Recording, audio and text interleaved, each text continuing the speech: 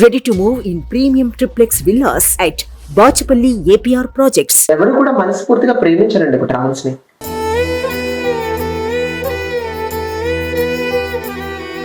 ఎవరైనా ప్రతి ఒక్కడు వచ్చింది మమ్మల్ని వాడుకోవాలనే చూస్తారు.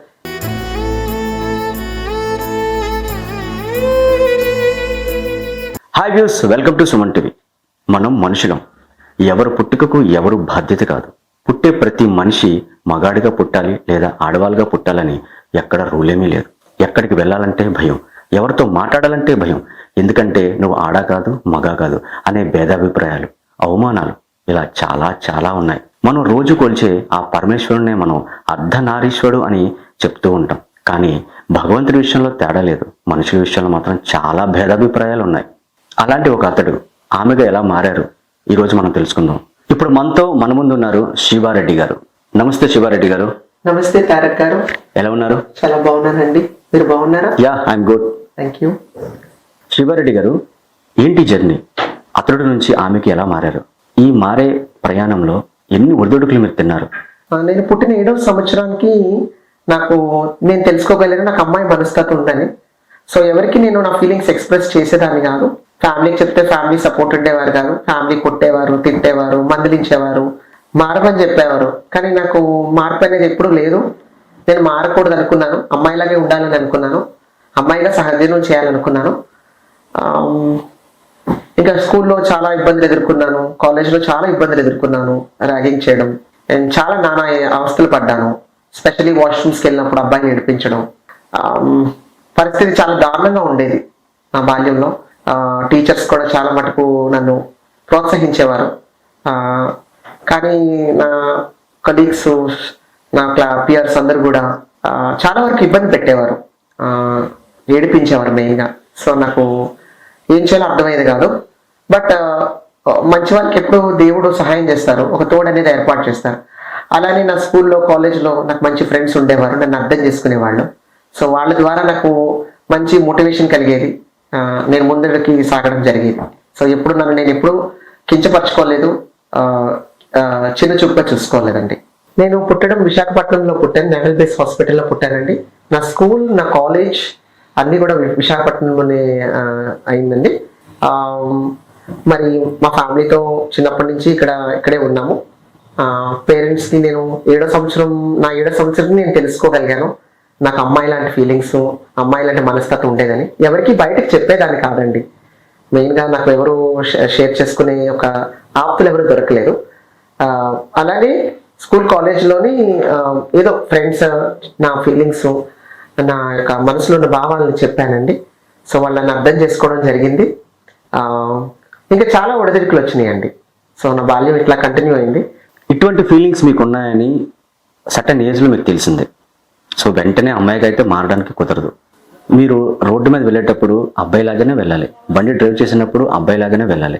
సో అలాంటప్పుడు మీ బాడీ లాంగ్వేజ్ సేమ్ అమ్మాయిలాగే ఉండేది. సో అలాంటప్పుడు చాలామంది మీకు ఎదురయ్యే పర్సన్స్, మీ ఫ్రెండ్స్ కానీ, మీ కొలీగ్స్ కానీ, మీ రిలేటివ్స్ కానీ చూసి వీడేంట్రా ఇలా బిహేవ్ చేస్తున్నాడు, వీడి బాడీ లాంగ్వేజ్ ఏంటి ఇలా ఉంది అని చెప్పేసి మిమ్మల్ని ఎగతాళిగా చేసిన రోజులు ఉన్నాయా?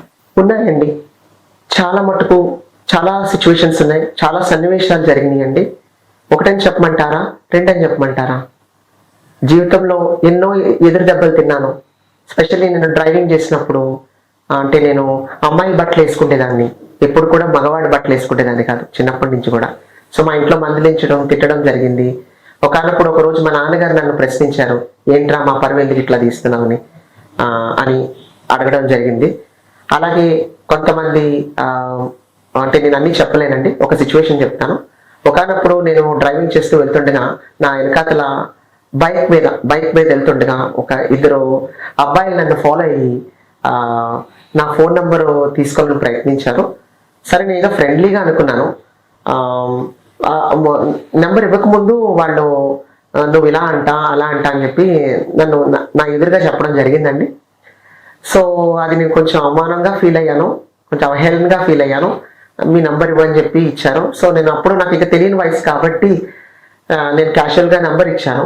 సో వాళ్ళు నాకు ఫోన్ చేయడం జరిగింది. అర్ధరాత్రులు ఫోన్ చేసి నాకు డిస్టర్బ్ చేసి వాళ్ళు నువ్వు ఇక్కడికి రా, అక్కడికి రా, నాతో టైం గడుపు, ఇంకా నేను చెప్పకూడదండి. నానా మాటలు మాట్లాడారు ఫోన్లోని. ఇది అసభ్యకరమైందండి. సమాజం మరి మారాలి అండి. మార్పు అనేది సమాజంకి రావాలి. ఒక చిన్న చూపుగా ట్రాన్స్జెండర్స్ని చూడకూడదండి. శివ, మీరు అబ్బాయిగా ఉండేటప్పుడు ట్రాన్స్లోకి మారాలని అనుకున్నారు. సో చాలా ఖర్చుతో కూడిన పని ఇది. అంత డబ్బులు మీకు ఎలా ఏర్పాటు అయ్యింది? అంటే మీ ఫ్రెండ్స్ ఏమైనా సహాయం చేశారా, లేదంటే మీరు జాబ్ చేసేటప్పుడు మీ సేవింగ్స్ నుంచి ఏమైనా అవన్నీ వాడడం జరిగిందా? తప్పకుండానండి. నేను ట్రాన్సిషన్ అవడం చాలా డిఫికల్ట్ ఫేజ్ అండి. అది నిజంగా చాలా సంవత్సరాలు కష్టపడ్డాను. నేను చేయించుకున్న సర్జరీ కొంచెం కాస్ట్లీ సర్జరీ అండి.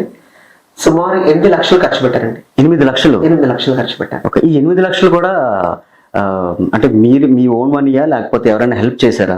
నాకు కొంత ఫండింగ్ వచ్చిందండి. 4 years ముందు ఒక కపుల్ నాకు పరిచయం అయ్యారు బీచ్ రోడ్లో. సో నేను రెగ్యులర్గా వాకింగ్ చేస్తూ ఉంటాను. సో ఇట్లా నా ప్రాబ్లమ్స్ వాళ్ళు నన్ను ఒకరోజు ఐడెంటిఫై చేసి నాతో మాట్లాడడం జరిగింది, నాతో ఇంటరాక్ట్ అయ్యారు.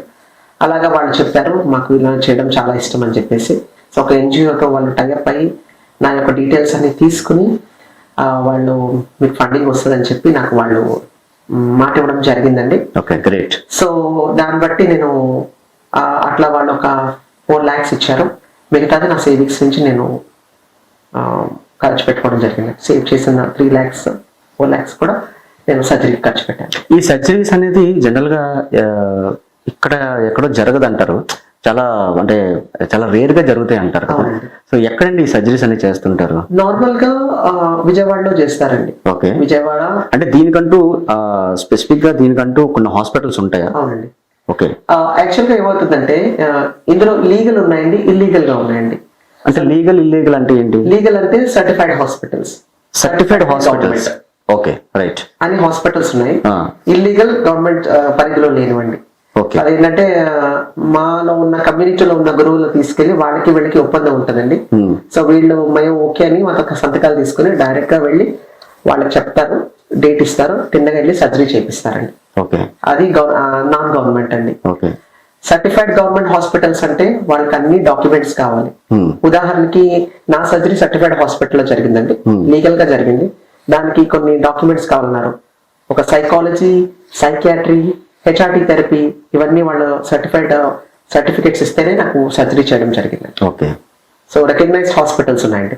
సో నేను రికగ్నైజ్డ్ హాస్పిటల్లో లీగల్ గా అన్ని వాళ్ళ అగ్రిమెంట్ పరంగా నేను సర్జరీ చేయించుకున్నానండి. ఇప్పుడు జనరల్ గా మన బాడీలో ఎక్కడైనా ఒకసారి చిన్న కట్ అయితే దానికి స్టిచెస్ పడతాయి. సో దగ్గర 10 to 15 days అనేది మనం ఆ హ్యాండ్ ని, సపోజ్ మన హ్యాండ్ మీద జరిగింది అనుకోండి, హ్యాండ్ మీద, సో నేనే చెయ్యి ఎత్తడానికి చాలా 15 రోజులు చాలా ఇబ్బంది పడిపోతాను. సో అలాంటిది మీరు జనరల్ గా అబ్బాయి నుంచి అమ్మాయికి మారేటప్పుడు చాలా చేంజెస్ అనేది జరుగుతూ ఉంటాయి. ఆ పెయిన్ ఎలా తట్టుకున్నారండి? అసలు మీ పక్కన ఎవరైనా ఉన్నారా ఆ టైంలో? అదొకసారి మీ మాటల ద్వారా చెప్పండి. డెఫినెట్ గా అండి. నిజంగా ఈ ట్రాన్సిషన్ ఫేజ్ లో నేను చాలా కష్టాలు పడ్డానండి. అంటే నేను ఒక 15 years నుంచి ఫ్యామిలీని వదిలేయడం జరిగిందండి. సో నాకు ఎప్పటి నుంచో అమ్మాయిగా మారాలని కోరుకుంటే, చిన్నప్పటి నుంచి కూడా ఎట్లా అని నేను ఎప్పుడు సంజాయించేదాన్ని. తర్వాత కొంచెం ఎదిగిన తర్వాత నాకు మెచ్యూరిటీ వచ్చిన తర్వాత నాకు తెలిసిందన్నమాట, ఇలా వెళ్ళాలి, ఇలా హాస్పిటల్స్కి వెళ్ళాలి, ఇలా ఎవరితో మాట్లాడిన తర్వాత కమ్యూనిటీ ఉంటుంది, వాళ్ళతో చెప్పి వాళ్ళతో చేయించుకోవాలని నాకు ఒక చిన్న ఐడియా వచ్చింది. అలాగా ఒక 4-3 కమ్యూనిటీ మెంబర్స్తో మాట్లాడిన తర్వాత నాకు అవగాహన తెలిసింది. సో ఫ్యామిలీకి చెప్పడం జరిగిందండి. నేను 2022లో సర్జరీ చేయించుకున్నాను.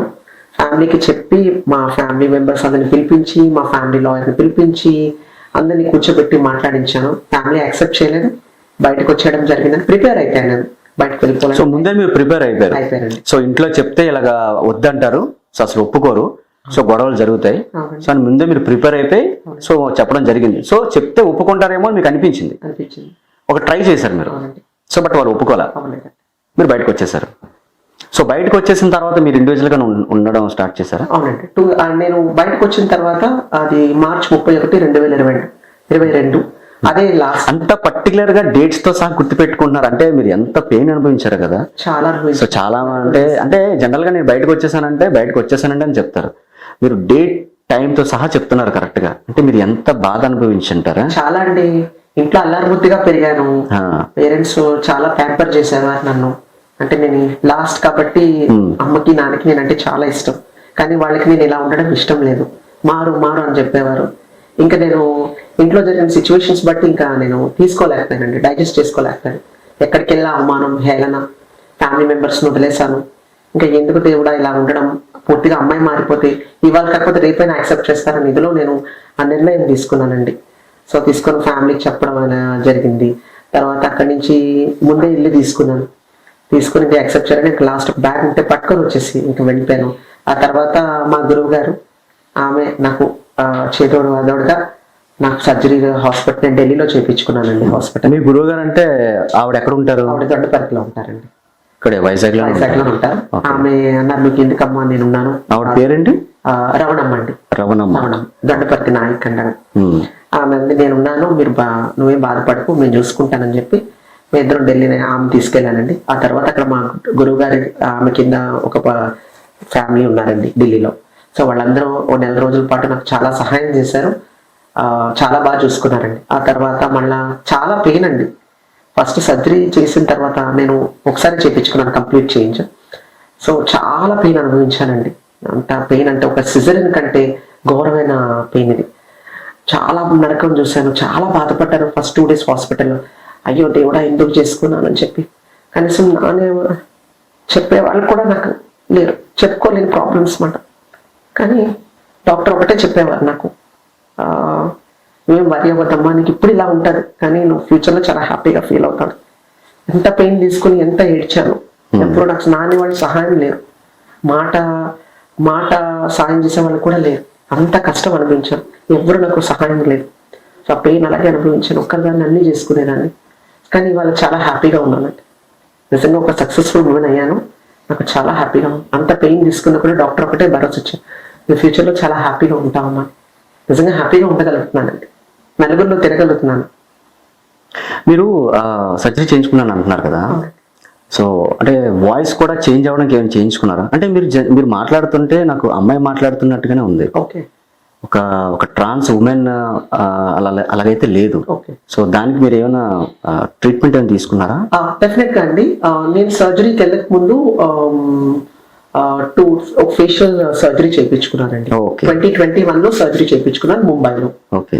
సో అది ఫేస్ సర్జరీ దానికి ఒక 3 lakhs స్పెండ్ చేశాను. ఫేస్ సర్జరీకి 3 lakhs? ఓ. సో అది చేసుకున్న తర్వాత నాకు డాక్టర్ హార్మోన్స్ వాడమన్నారు, ఈస్ట్రోజన్స్ తీసుకోమన్నారు. ఓకే. కంపల్సరీ చేంజ్ అయ్యే ముందు అసలు దీనికి ఒక ప్రాసెస్ ఉందండి. నేనైతే లీగల్ గా అన్ని స్టెప్స్ తీసుకుని, అందరి గైడెన్స్ తీసుకుని, 4 ఒపీనియన్స్ తీసుకుని నేను ట్రాన్సిషన్ అవ్వడం జరిగిందండి. అంటే నార్మల్ గా ట్రాన్సిషన్ డైరెక్ట్ గా వెళ్ళి చేయించేసుకోవచ్చు మా కమ్యూనిటీ ద్వారా, బట్ నేను అట్లా చేయలే. అన్ని స్టెప్ టు స్టెప్ అన్ని తెలుసుకుని స్టెప్ ఆఫ్టర్ స్టెప్ ఫాలో అయ్యి ఫస్ట్, సెకండ్, థర్డ్, ఫోర్త్ అలా స్టెప్స్ వైజ్ గా మీరు చేసుకుంటూ వెళ్ళాను. హార్మోన్స్ వాడానండి, ఫీమేల్ ఈస్ట్రోజన్ హార్మోన్ వాడాను.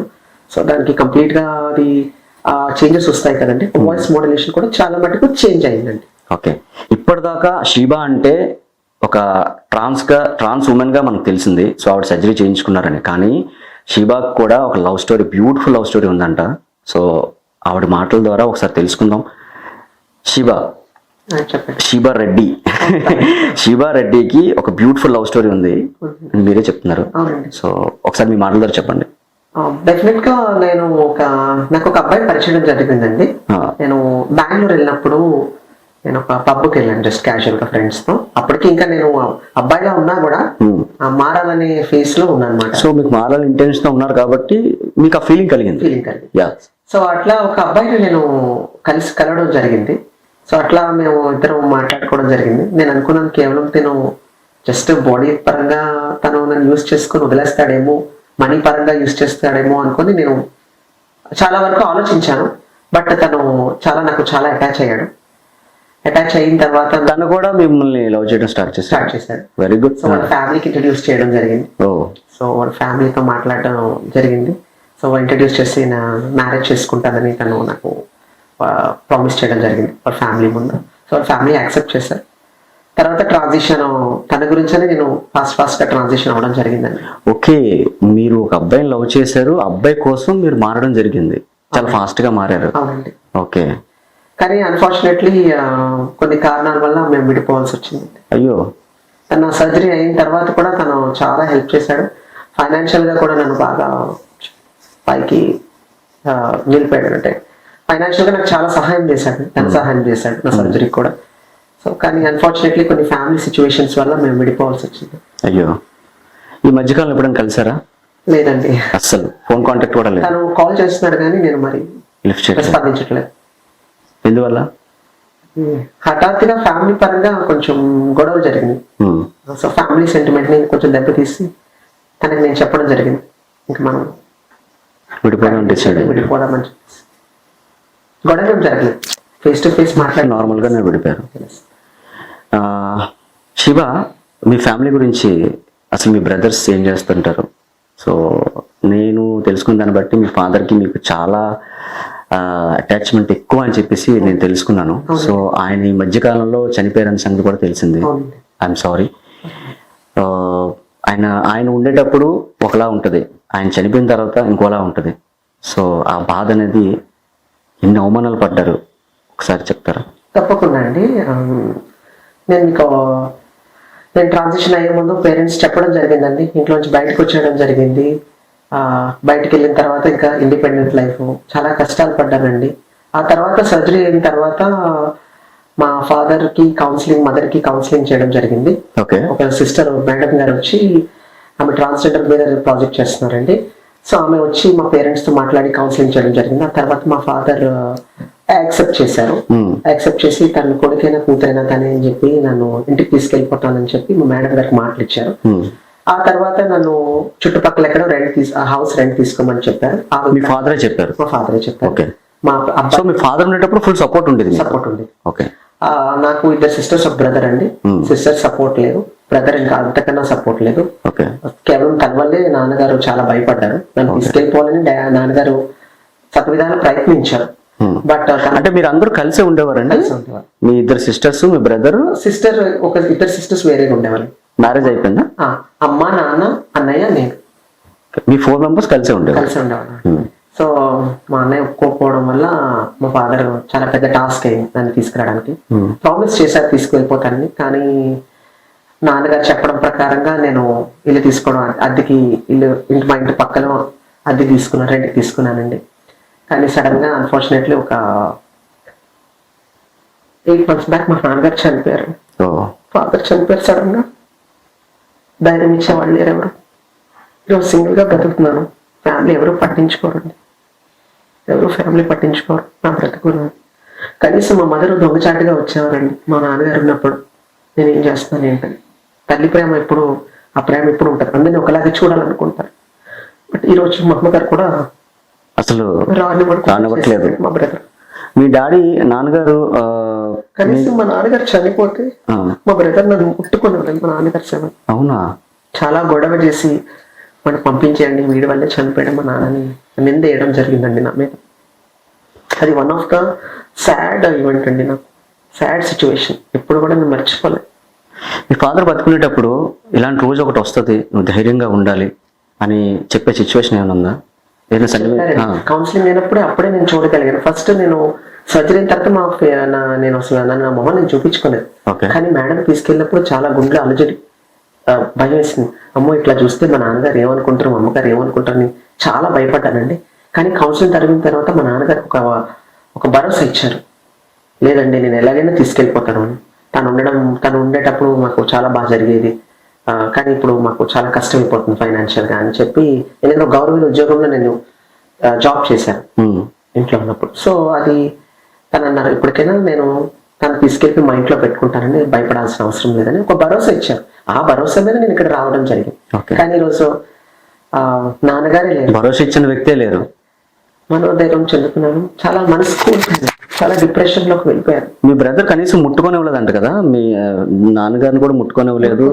కానీ మీరు వెనకాతలు ఎక్కడో ఉండి డెడ్ బాడీ వెళ్తున్నప్పుడు కూడా మీరు కనీసం అంటే ముట్టుకోవడం కూడా అవ్వలేని పరిస్థితిలో ఉండి చాలా ఏడ్చారని నేను విన్నాను. చాలా మనస్తాపం గురి చెందాను, చాలా డిప్రెషన్ లోకి వెళ్ళిపోయాను. కనీసం అక్కడ కూర్చోవడానికి, నిల్చోవడానికి కూడా అవకాశం లేదు. మమ్మీ వాడిని తీసుకెళ్ళిపోండి, ఇక్కడ ఉండకూడదు వాడి వల్ల మా నాన్నగారు మిమ్మల్ని కొట్టారంట కదా? కొట్టారండి చాలా. నేను ఇంట్లో ఉన్నప్పుడు చాలా అవమానాలు పొందాను, ఉమ్, చాలా దెబ్బలు తిన్నాను. కనీసం నా సొంత ఇంట్లో నాకు తిరగడానికి కూడా నాకు స్వేచ్ఛ లేదండి. ఉమ్, ఎప్పుడు బ్యాక్ సైడ్ గేట్ నుంచి వెళ్ళేదాన్ని, దొంగచాటుగా వెళ్ళేదాన్ని ఇంట్లోకి. మనకు 4 ఫ్లోర్ హౌస్ అండి, నాకు 5 ఫ్లోర్లో మా ఫాదర్ ఉండేమనేవారు, మా ఫాదర్తో పాటు మా అన్నయ్య కింద ఉండేవాడండి. సో వాడు ఎప్పుడున్నా కూడా నాకు స్వేచ్ఛ లేదు, ఇంట్లో ఫ్రీగా తిరగడానికి నాకు లేదు. తను వస్తే ఎక్కడికి బయటకు వెళ్తే నేను వెళ్ళకూడదు, తను వచ్చేంత తర్వాత నేను బయటకు వెళ్ళాలి. మా మదర్ అసలు ఎంతో నన్ను జాగ్రత్తగా చూసుకున్నారు, ఒక అద్దం బొమ్మలా చూసుకున్నారు ఇంట్లో. కానీ ఈరోజు ఎవరు నాకు లేరండి. ఉన్న తల్లి కూడా ఈరోజు నాకు నా దగ్గరికి రానివ్వకుండా చేశాడండి. ఇప్పుడు మీరు ఇలా ఇంటర్వ్యూస్ ఇస్తున్నారు కదా, మీ బ్రదర్ దగ్గర ఖచ్చితంగా వెళ్ళే ఉంటుంది. సో ఈ మధ్యకాలంలో ఏమైనా ఫోన్ చేసి అంటే వార్నింగ్ ఇవ్వడం కానీ బెదిరించడం అంటే అలాంటివి ఏమైనా, ఇంకోసారి నువ్వు ఇలాంటివి ఇస్తే మర్యాదగా ఉండదు అని ఇలాంటివి ఏమైనా వార్నింగ్లు ఇవ్వడం కానీ ఏమైనా చేశారా ఆయన? నాకు మా చుట్టాల ద్వారా తెలిసింది, వాడు వస్తే వాడిని చంపేస్తాను, ఇంటికి వస్తే నా ఇంటికి రావడానికి వీల్లేదని. ఆయన ఏం చేస్తుంటారు? వాళ్ళ ఫ్రెండ్ బిజినెస్ చేస్తుంటాడు. వాళ్ళ ఫ్రెండ్ బిజినెస్ చాక్లెట్ బిజినెస్, అది వీనికి మేనేజర్ గా చేస్తూ ఉంటారు. సో మీకు ఎటువంటి హెల్ప్ కావాలన్నా సరే మా సుమన్ టీవీ నుంచి ఖచ్చితంగా మీకైతే ఎప్పుడు మేము అందుబాటులో ఉంటాం. సో మీరు ఎవరికి భయపడాల్సిన అవసరం అయితే లేదు. ఓకే, కళ్ళు తుడుచుకోండి. కొంచెం ఎమోషనల్ అయ్యారు. సో డెఫినెట్ గా ఫాదర్ అంటే ఖచ్చితంగా బ్యాక్ బోన్ అండి. సో ఎందుకంటే ఫాదర్ ఉండేటప్పుడు ఆ లైఫ్ స్టైల్ వేరు, ఫాదర్ చనిపోయారనే థాట్ కూడా మనకి రానివ్వం మైండ్లోకి. ఆయన లేనప్పుడు కనీసం ఎవరు పట్టించుకోరు. ఎందుకంటే అప్పటిదాకా మనల్ని చాలా మంది చాలా రకాలుగా మనల్ని పలకరిస్తూనే ఉంటారు అందరు కూడా. వన్స్ ఒకసారి ఆయన చనిపోయిన తర్వాత ఎవరైతే మనల్ని ఇదివరకు మనతో ఎంత ఫ్రెండ్లీగా ఉండేవారో సో వాళ్ళు అసలు ఎవరు పట్టించుకోరు. అది కూడా నాకు తెలుసు.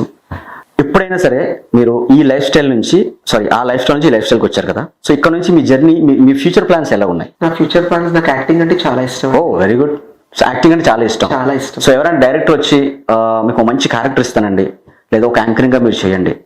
ఎందుకంటే ఇప్పుడు వచ్చి యాంకరింగ్ ఫీల్డ్ ఏదైనా సరే డిఫరెంట్గా ఒక ట్రాన్స్ అనే వాళ్ళు యాంకరింగ్ లో ఇప్పుడు వచ్చి ఎవరు లేరు. నాట్ అండ్ యాంకరింగ్ అని కాదు, ఇంక ఏదైనా సరే డిఫరెంట్ కేటగిరీస్ లో. సో అలాగైనా మీకు ఆపర్చునిటీ వస్తే మీరు చేస్తారా? తప్పకుండా చేస్తాను. సుమన్ టీవీ మీరు అవకాశం కల్పించాలి నాకు. సో మా సుమన్ టీవీ వల్ల చాలా మంది లైఫ్ చాలా బాగుపడిందండి. చాలా మందికి లైఫ్ ఇచ్చింది Suman TV, first of all నాతో సహా. మీరు అవకాశం కల్పిస్తారు. సో ఖచ్చితంగా నేను అవకాశం కాదు, మా సుమన్ టీవీ మీకు అవకాశం కలిగిస్తుంది తొందరలోనే. సో ఎటువంటి మూవీస్ చేద్దాం అనుకుంటున్నారు? సో ఇటువంటి సీరియల్స్ ఏమైనా వస్తే చేద్దాం అనుకుంటున్నారు, ఒకసారి చెప్తారా? బేసికల్ గా నాకు మూవీస్ అంటే ఒక సెంటిమెంట్ టైప్ ఆఫ్ మూవీస్ అంటే ఇష్టం. ఓకే. ప్రజలకి అవేర్నెస్ కలిగే మూవీస్ చేయాలని నాకు కోరిక. సో ఎప్పుడైనా అట్లాంటి ఆపర్చునిటీస్ వస్తే డెఫినెట్ గా ఖచ్చితంగా చేస్తాను. నాకు యాక్టింగ్ అంటే చాలా ఇష్టం, మోడలింగ్ అన్నా కూడా చాలా ఇష్టం. ఆల్రెడీ ఒకసారి మోడలింగ్ చేశాను ఇక్కడ వైజాగ్ రాడిసన్ హోటల్లో చేశాను. ఓకే. ఇప్పుడు మీలాగా ఎవరైనా సరే అబ్బాయి నుంచి అమ్మాయిగా మారదామని అనుకుంటారు చాలా మంది. సో వాళ్ళకి మీరు ఎటువంటి హెల్ప్ చేద్దామని అనుకుంటున్నారు? అంటే మీరు చాలా కష్టాలు పడి మీరు ఒక పొజిషన్లోకి వచ్చారు.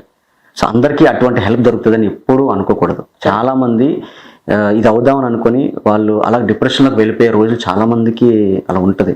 సో వాళ్ళకి మీరు ఎటువంటి హెల్ప్ చేద్దామని అనుకుంటున్నారు? డెఫినెట్ గా అండి, అంటే అలాంటి వాళ్ళ కోసం మీరు ఏదైనా ఒక ఫర్మ్ అంటే ఒక సొసైటీ లాంటిది ఏదైనా ఓపెన్ చేద్దామని అనుకుంటున్నారా? లేదంటే అలాంటి వాళ్ళందరినీ గ్యాదర్ చేసి, ఇప్పుడు చూడండి అనాథాశ్రమం ఎలా ఉంది, సో ఓల్డ్ ఏజ్ హోమ్స్ ఎలా ఉన్నాయి, సో అలాగే ఏదైనా సరే మీ ట్రాన్స్ ఉమెన్స్ కి ఏదైనా సరే ఒక సంస్థలాగా ఓపెన్ చేద్దామని మీరు అనుకుంటున్నారా? డెఫినెట్ గా అండి. నన్ను చూసి చాలా మంది ఇన్స్పైర్ అయ్యారు. చాలా మంది నాకు చెప్పారు కదండి, కంగ్రాచులేషన్స్ చేసి మీరు మా రోల్ మోడల్ అని నన్ను చాలా మంది నాకు మా కమ్యూనిటీలోనే చాలా మంది నాకు చెప్పడం జరిగింది. ఇంకా చాలా మంది ఉన్నారండి మారాలనుకునే వాళ్ళు చాలా మంది. బేసికల్ గా మెయిన్ ఫ్యామిలీ బ్యాక్గ్రౌండ్ వల్ల చాలా మంది ఆ స్టెప్ తీసుకోలేకపోతున్నారు. నేనంటే ఒక స్టెప్ హెడ్ తీసుకున్నాను, కానీ చాలా మంది మెయిన్ ఫ్యామిలీ బ్యాక్గ్రౌండ్ వల్ల ముందుకు వెళ్ళలేకపోతున్నారు, ట్రాన్సిషన్ చేసుకోలేకపోతున్నారు. చాలా మంది కొన్ని మారాలని ఫ్యామిలీ సిచ్యువేషన్స్ వల్ల వాళ్ళు వెనక్కి వెళ్ళిపోవడం జరుగుతుంది. ఇలాంటి వాళ్ళకి డెఫినెట్ గా నేను ఒక కౌన్సిలింగ్ సెంటర్ పెట్టాలని అనుకుంటున్నానండి. ఓ వెరీ గుడ్. వాళ్ళకి ఒక సెంటర్ అంటే నాకు తెలిసిన ఒక మేడం గారు ఉన్నారు, ఆమెతో ఆల్రెడీ నేను మాట్లాడడం జరిగింది. సో ఆమె అన్నారు, you are the right person for this kind of counselling అని చెప్పి. సో ఆమె మాట్లాడి గవర్నమెంట్తో మాట్లాడి ట్రాన్స్జెండర్స్కి తగిన న్యాయం జరగాలి, ఇలాంటి కౌన్సిలింగ్ సెంటర్స్ని సెల్స్ ఏర్పాటు చేయాలని ఆల్రెడీ కొంచెం చర్చలు జరుగుతున్నాయండి. సో డెఫినెట్గా నన్ను కౌన్సిలర్గా పెట్టాలని మేడం గారు నిర్ణయించారండి. ఆల్రెడీ ప్లానింగ్ అయితే జరుగుతూనే ఉంది. Very good. Because I want be a role model for everyone. ఒక ఆదర్శంగా నిలవాలనుకుంటున్నాను నేను. సో ఈ కౌన్సిలింగ్ సెంటర్ ద్వారా నేను అందరికీ ఆదర్శంగా రోల్ మోడల్ గా ఉండాలని నేను అనుకుంటున్నాను. ఓ ఖచ్చితంగా. I want to counsel each and every one and show that what ever they wanted they need to achieve అని నేను ఒక మోటివేషన్ స్కిల్స్ ఇవ్వాలని అనుకుంటున్నానండి. Very good. శివ ఎప్పుడైనా ఎవరినైనా కొట్టిందా? తప్పకుండా. అవునా? చాలా సిచ్యువేషన్స్ వచ్చినాయి. ఎందుకు కొట్టడం? రీసెంట్ గా కొట్టడం జరిగింది. ఎందుకు?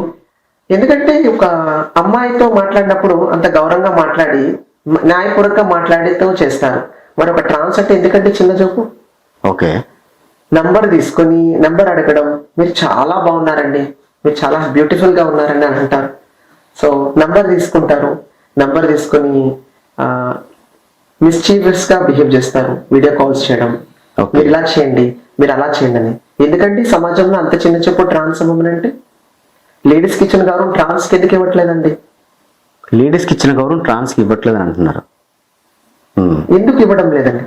అంటే ఏంటి, మీకు ఫోన్ నెంబర్స్ తీసుకొని కాల్స్ చేయడం, వీడియో కాల్స్ చేయడం, అసభ్యతంగా మాట్లాడడం, సో ఇవన్నీ జరుగుతున్నాయి. ఎవరు కూడా మనస్ఫూర్తిగా ప్రేమించారండి ఒక ట్రాన్స్ ని. మాది అమ్మాయిల స్వభావమే, అమ్మాయిల మనస్తత్వమే మాది కూడా. మేము అబ్బాయిగా ఉన్నా కూడా అమ్మాయిగా మారినప్పుడు అమ్మాయి స్వభావమే ఉంటుంది చిన్నప్పటి నుంచి కూడా. సో మమ్మల్ని ఎందుకు ప్రేమించరండి? మమ్మల్ని ఎందుకు ఆడవాళ్ళ చూడరు? మేము వాళ్ళకి ఏం డిఫరెంట్ కాదు, మేము అమ్మాయి ఇవ్వాల్సిన ప్రేమ ఇస్తాము. మరి ఎందుకు మాకు ఇట్లా చేయడం? అబ్బాయిలు ఎవరైనా ప్రతి ఒక్కడు వచ్చింది మమ్మల్ని వాడుకోవాలనే చూస్తారు. ఎవడు మనసు మా దగ్గర ఉన్న డబ్బును ఖాళీ చేయాలని చూస్తారు. ఇది చేయండి, అది చేయండి అంటారు, మీతో లైఫ్ లాంగ్ ఉంటామంటారు. అన్ని కొనిపించుకుని సకల సొమ్ము అన్ని తినేసిన తర్వాత మమ్మల్ని వదిలేస్తారు. ఎందుకండి? సమాజంలో మేము కూడా అమ్మాయి కంటే ఈక్వల్ లెవెలే మాది కూడా. మరి ఎందుకండి ఈ సమాజం మమ్మల్ని ఎలా చూస్తుంది? సో అది కరెక్ట్ కాదండి. శివ, ఫ్యూచర్లో మ్యారేజ్ చేసుకునే ఉద్దేశం ఉందా? ఖచ్చితంగా అండి. ఇంత మారిన తర్వాత మ్యారేజ్ చేసుకోకపోతే ఎలా చెప్పండి? మ్యారేజ్ చేసుకోవాలి, సహజీవనం చేయాలని నా కోరిక. ఓకే. అయితే మీరు మీ హస్బెండ్ కి మంచిగా ఫుడ్ వండి పెడతారనమాట. మీరు వంట బాగా చేస్తారా? చాలా బాగా చేస్తానండి. అవునా? చాలా బాగా చేస్తారు. కావాలంటే మీరు మీ సుమన్ రావచ్చు. ఖచ్చితంగా టేస్ట్ చేయాలి. ఖచ్చితంగా ఈసారి ఇంటర్వ్యూ పెట్టేటప్పుడు ఖచ్చితంగా మాకు మా సుమన్ టీవీ కోసం మీరు ఏదైనా మంచి డిష్ చేసి తీసుకురండి. తప్పకుండా. సో ఖచ్చితంగా మీరు, మేము, మా కెమెరామ్యాన్ అందరూ కలిసి మంచిగా తప్పకుండా తింటూ ఎంజాయ్ చేస్తూ ఇంటర్వ్యూ చేద్దాం. నాన్ వెజ్ చాలా బాగా చేస్తాను. అవునా? ఏంటంటే చేస్తారు నాన్ వెజ్ లో? నాన్ వెజ్ లో నాకు బాగా చికెన్ గోంగూర అంటే చాలా. చికెన్ గోంగూర నాకు చాలా ఇష్టం. చాలా బాగా చేస్తాను. ఓకే. ఇంకా ఎవరైతే నన్ను పెళ్లి చేసుకుంటారో అత చేసిన తను చాలా అదృష్టవంతుడు. ఓకే. ఎక్కడ ఉన్నాడో వెతకాలి. ఓకే. నెక్స్ట్, మీరు ఇంత అందంగా ఉన్నారు కదా, మీ ట్రాన్స్ ఉమెన్స్ లో ఎవరైనా మిమ్మల్ని చూసి చాలా అందంగా ఉంది ఈ అమ్మాయి అని ఎవరైనా కుళ్ళుకున్నారా? చాలా మంది అండి, బోల్డ్ మంది ఉన్నారు. మా కమ్యూనిటీలో నాతో తిరిగిన వాళ్ళే నా మీద, నేను సర్జరీ అయిన తర్వాత, చేంజ్ అయిన తర్వాత, అంత మార్పు వచ్చిన తర్వాత చాలా మంది మాట్లాడడం మానేశారు. ఓకే. అంటే తనతో తిరిగి మీరు అందంగా ఉండడం వల్ల డెఫినెట్ గా అది ఎప్పుడు ఉంటుంది సమాజంలో, సొసైటీలో. నాతో తిరిగే వాళ్ళే నా మీద అసూయ చూసి అసూయపడి నాతో మాట్లాడడం, నన్ను దూరం పెట్టడం జరిగింది. మంచిగా మాట్లాడతారు వెనక నుంచి ఇంకా బ్యాక్ తెలుసు కదండి, సమాజంలో జరిగేదే కదా. అవును. మీ ట్రాన్స్ ఉమెన్స్ లో సో మీకంటే ఒక కమ్యూనిటీ అనేది ఉంటది కదా. సో దాంట్లో ది బెస్ట్ అనేది మీకు ఎవరైనా ఉన్నారా? ఎవరు లేరు. అలాంటి ఫ్రెండ్స్ ఎవరు? నాకు ఒకే ఒక ఫ్రెండ్ ఉన్నారు, తను ఢిల్లీలో ఉంటది. నాకు సర్జరీ అయినప్పుడు చాలా హెల్ప్ చేసింది. ఓకే. తను ఒక్కరిని నేను నా ఫ్రెండ్, నాకు నమ్మకమైన ఫ్రెండ్ అని నేను చెప్పుకోగలను. ఆవిడ కూడా ట్రాన్స్ ఉమెనేనా? She a trans women. Okay. Shiva Reddy, మీకు గవర్నమెంట్ తరఫు నుంచి ఏదైనా సహాయం కావాలా? డెఫినెట్ గా అండి, నాకు ఒక గౌరవప్రదమైన గవర్నమెంట్ జాబ్ చేయాలని ఉంది. మీ ద్వారా, మీ సుమన్ టీవీ ద్వారా నాకు అది సహాయం చేయాలి. ఎందుకంటే చాలా వరకు నేను అప్లై చేశానండి గవర్నమెంట్. ట్రై చేశారా? ట్రై చేశానండి. ఓకే. చాలా ట్రై చేశాను, బట్ అవ్వలేదండి. అవ్వలేదంటే అక్కడ కూడా అవమానం జరిగిందా లేకపోతే ఏంటి? డిస్క్వాలిఫైడ్. ఎందువల్ల? Gender disqualified. ఓ 2-3 ఇంటర్వ్యూస్కి వెళ్ళాను, డిస్క్వాలిఫై అయ్యాను. ఉమ్, అంటే వాళ్ళు డైరెక్ట్ గా చెప్పలేదు, ఇండైరెక్ట్ గా చెప్పారు అంతే. ఓకే.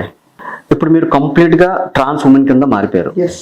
ఒక సర్టిఫికెట్ కూడా మీకు ఉంది. ఇప్పుడు మీరు సర్జరీ చేయించుకున్న తర్వాత ఏమైనా మెయింటైన్ చేయాలా? మెయింటైన్ చేయకపోతే ఏమైనా ప్రాబ్లమ్స్ వస్తాయా? తప్పకుండా అండి. నేను చేయించుకున్న సర్జరీకి తప్పకుండా మెయింటైన్ చేయాలి.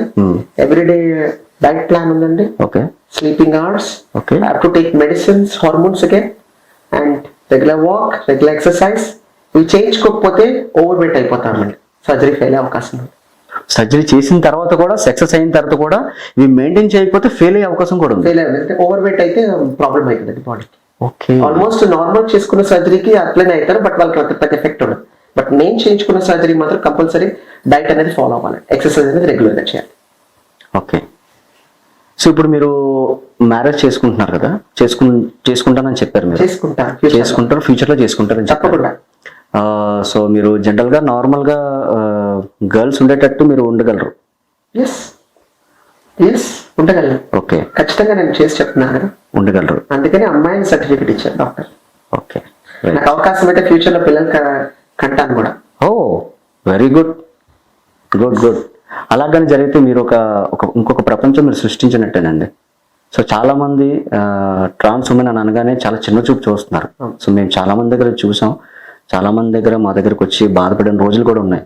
సో మాకంటూ న్యాయం జరగాలండి, సో ఇలాగని చెప్పేసి. సో ఇది కానీ నిజంగా జరిగితే మాత్రం అందరిలో కల్లా ది బెస్ట్ అవుతారు మీరు, నాకు తెలిసి. అందరికీ ఒక అపోహ అండి, ఏమంటే ట్రాన్స్జెండర్ చేసుకుంటే అమ్మో సమాజంలో ఏమనుకుంటారో, వీళ్ళకి పిల్లలు పుట్టరు అని ఒక అపోహ ఉంది. ఆ అపోహ తొలగించాలని నేను అనుకుంటున్నాను. సో డెఫినెట్ గా నేను సర్జరీ చేయించుకుని డాక్టర్ కూడా అడిగాను, ఫ్యూచర్ లో ఉండొచ్చు అని డాక్టర్ నాకు భరోసా ఇచ్చారు. దానికి ఒక సర్జరీ ఉంటుందని చెప్పారు doctor. So maybe by God's grace అదైతే ఖచ్చితంగా నేను చేయించుకుంటారా? Very good. Shiva, thank you very much మీరు ఇక్కడికి వచ్చినందుకు.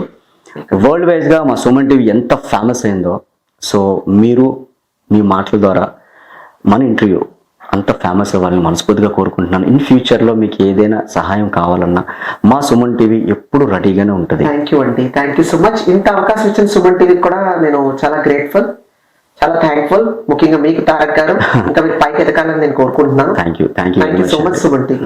నమస్తే. మీ బిజినెస్ ఏదైనా మీ ఊర్లో ప్రమోషన్ చేయాలంటే అది సుమన్ టీవీతోనే సాధ్యం. ఇప్పుడే సంప్రదించండి.